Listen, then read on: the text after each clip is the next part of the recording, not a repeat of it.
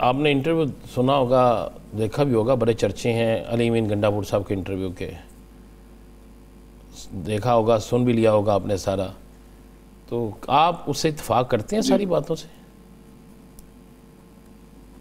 नहीं, जब वो कह रहे हैं तो क्यों नहीं, मतलब सीएम है वो, अगर उन्होंने ये सारी बातें कही हैं और की हैं तो मेरा इत्तेफाक करने ना करने से क्या फर्क पड़ता है। लेकिन आ, ये तो अच्छा हुआ उन्होंने बता दिया लोगों को कि क्या हो रहा है क्या नहीं हो रहा है। ये तो अच्छी बात है मेरे ख्याल से। और आपसे ज़रा बात कुछ अरसे बाद हो रही है, ये जो आपके सूबे में तब्दीली है, इस तब्दीली को बतौर पीटीआई वर्कर और रहनुमा आप कितना पॉजिटिव देखते हैं या इससे रायता मजीद फैलता हुआ देखते हैं? नहीं, देखें, इस हवाले से तो पॉजिटिव है ना कि फुल टाइम सदर आ गया पार्टी के लिए और फुल टाइम चीफ मिनिस्टर आ गया सूबे के लिए।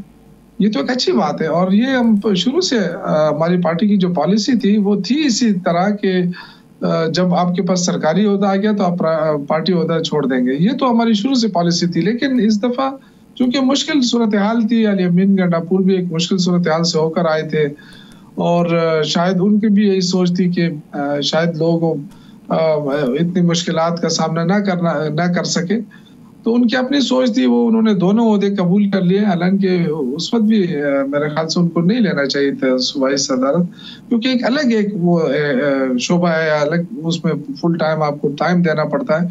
लेकिन उन्होंने अपने जो भी उन्होंने रिस्क लिया या जो भी किया वो उन्होंने किया, दोनों को चलाया और अच्छा चलाया, मैं ये नहीं कह सकता हूँ। लेकिन जाहिर है अगर फुल टाइम सीएम होगा, फुल टाइम सदर होगा, तो दोनों की परफॉर्मेंस जो है वो बेहतर हो सकती है। और इस वक्त जुनैद जो है वो जुनैद खान वो भी एक वर्कर है और उन तक रसाई भी आसान है लोगों की। और उम्मीद तो यही की जा सकती है कि दोनों के दरमियान कोऑर्डिनेशन बेहतर होगा। और क्योंकि मैंने सुना है जुनैद साहब से कि उन्होंने कहा कि मेरा नाम अली अमीन गंडापुर ने दिया है, तो अगर अली अमीन गंडापुर साहब ने नाम दिया है उनका तो फिर तो मेरे ख्याल से कोई इशू नहीं है।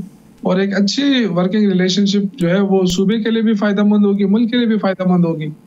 और तो सिर्फ मीडिया के ऊपर ये चीजें आ रही है कि जी देखें बहुत बड़ी तब्दीली आ गई है, पता नहीं पार्टी किस तरफ जाएगी और हुकूमत किस तरफ जाएगी, ऐसी कोई बात नहीं है। पार्टी और हुकूमत एक ही है और एक ही पार्टी की हुकूमत है और एक ही कमान के नीचे है।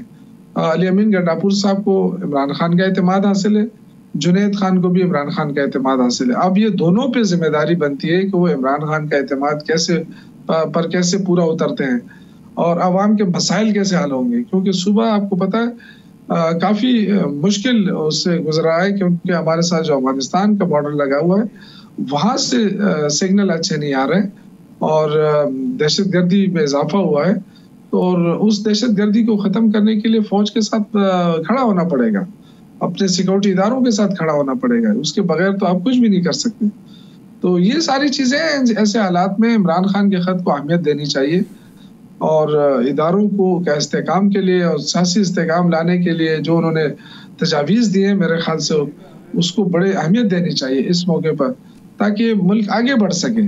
ये 8 फरवरी की क्या तैयारी है जी? तारीखी जलसा कर रहे हैं?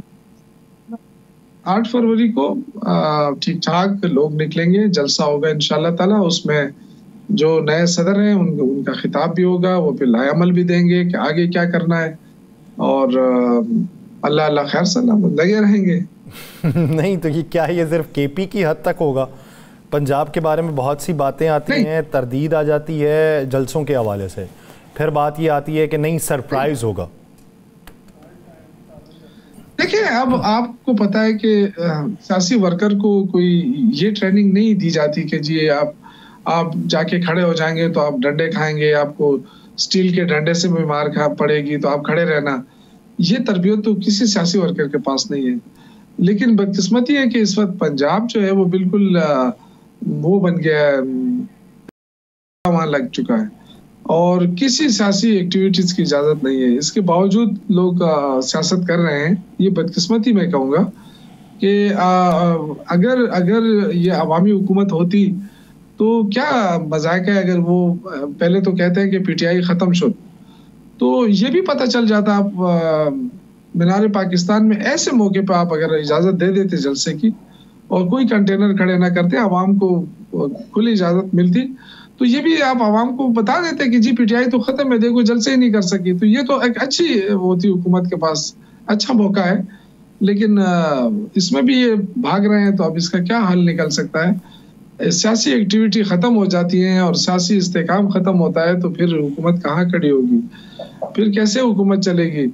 और अवाम अभी तक मायूस है, अवाम को तो कोई रिलीफ ये हुकूमत नहीं दे सकी है। बड़े दावे हो रहे हैं कि जी लैपटॉप यहाँ तकसीम हो रहे हैं, लैपटॉप वहाँ तकसीम हो रहे हैं। लैपटॉप तकसीम करने से आप परफॉर्मेंस का वो कर रहे हैं। मैं बिल्कुल, मेरे साथ जो भी बैठना चाहे, पंजाब हुकूमत और सूबाई खैबर पख्तूनख्वा हुकूमत की परफॉर्मेंस, मैं मेरे साथ कोई बैठ जाए, मेरे साथ बताए कि वहाँ क्या हो रहा है, यहाँ क्या हो रहा है, और फिर बताए कि वहाँ का जो कितना खसारा है बजट का और यहाँ पे कितना सरप्लस है। तो ये फिगर्स के जरिए, दलाइल के जरिए बात हो सकती है। दावे तो वहाँ बड़े हो रहे हैं, क्योंकि वहाँ 1 रुपए का काम होता है, 2 रुपए का इश्तेहार लगता है। यहाँ पे तो अगर 10 रुपए का भी काम हो तो 1 पाई का इश्तेहार नहीं दे रहे हैं, क्योंकि बस हम कहते हैं जी क्यों जाया करें पैसे। तो मेहनत अली अमीन गणापुर साहब को पहले भी कहा है कि यार थोड़ा बहुत खैर है, पब्लिसिटी कर लिया करो, जो आप कर रहे हैं आपने बहुत कुछ किया है, इसकी पब्लिसिटी चाहिए मीडिया के थ्रू। तो लेकिन वो कह रहे हैं कि जी हम गरीब सूबा, हम क्यों पैसा इधर उधर जाया करें। 20 अरब तो सिर्फ हमने सेहत कार्ड पे दिया है, 11 महीनों में 5 लाख लोगों का फ्री इलाज हुआ है। तो ये कोई मामूली बात तो नहीं है। इधर हम अभी तक वहाँ मुकाबला किसका है मरियम के साथ? मरियम का मुकाबला है नवाज शरीफ, शहबाज शरीफ। वो कहते हैं जी मरियम ने ये क्या वो क्या, अस्पताल बना रही है, स्कूल बना रही है। तो इसका मतलब है कि आज तक तो हुकूमत सिर्फ अगर 3-3.25 साल बुजदार साहब के निकाल के, बाकी तो सारी हुकूमत इनके पास रही है।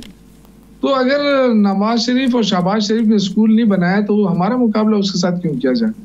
या उन्होंने कोई ऐसा अस्पताल ही नहीं बनाया जिसमें उनका अपना इलाज भी हो सके, तो उसका हम जिम्मेवार तो नहीं है। हमारे तो अल्हम्दुलिल्लाह यहाँ अस्पताल भी बन रहे हैं, यहाँ पे स्कूल भी बन रहे हैं, यहाँ सड़कें भी बन रही हैं, यहाँ पे सारा काम हो रहा है। तो हमारा मुकाबला उनसे क्या मुकाबला है? लैपटॉप वो तकसीम कर रही है, उस पर तस्वीरें इमरान खान की बच्चे लगा रहे हैं। शौकत साहब, क्या तो ये ग्रैंड अलायंस अपोजिशन का जल्द नजर आ रहा है? देखिए ग्रैंड अलायंस थोड़ा सा प्रॉब्लम है जेयूआई के साथ। वो मसला अगर हल हो जाता है तो ग्रैंड अलायंस जो है वो बनने में कोई देर नहीं लगेगी। सिर्फ जेयूआई, जाहिर है इतने बड़े एक दूसरे के साथ इख्तिलाफात रहे हैं एक अरसे तक, और सबसे ज्यादा इख्तिलाफात रहे हैं। अब वो एक साथ बैठने में जाहिर है कोई तहफ़्फ़ुज़ात तो हैं, उन तहफ़्फ़ुज़ात को आहिस्ता आहिस्ता दूर किया जा रहा है। तो मुझे उम्मीद है इंशाल्लाह कि जल्द ग्रैंड अलायंस बनेगा, क्योंकि इसके अलावा कोई चारा नहीं है। इसके अलावा कोई चारा नहीं है। जमीयत उलमा इस्लाम फे के साथ जो तहफ़्फ़ुज़ात हैं वो अगर ख़त्म हो जाएंगे तो ग्रैंड अलायंस जो है वो बन जाएगा, और ये हुकूमत के लिए एक मुश्किल का ज़माना